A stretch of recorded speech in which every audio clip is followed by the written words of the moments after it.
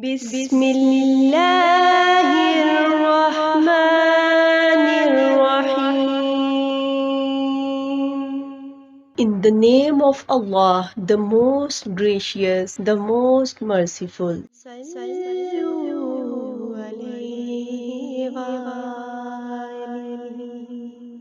Narrated Sayyid bin Jubair, Ibn Abbas, in the explanation of the statement of Allah, "Move not your tongue concerning the Quran to make haste therewith," said Allah's apostle used to bear the revelation with great trouble and used to move his lips quickly with the inspiration.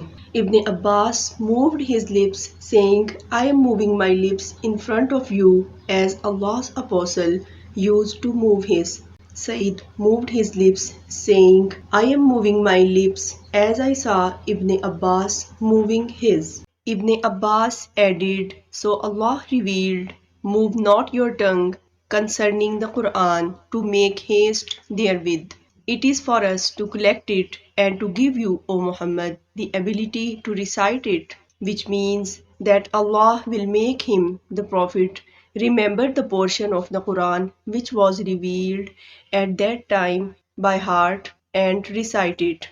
The statement of Allah, "And when we have recited it to you, then you follow its recital," means listen to it and be silent. Then it is for us to make it clear to you, means then it is for Allah to make you recite it and its meaning will be clear by itself through your tongue.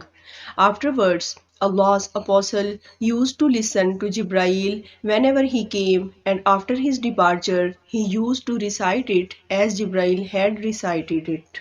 To get the knowledge of authentic Hadees, please subscribe our YouTube channel, Darse Hadees. Jazakallahu khair.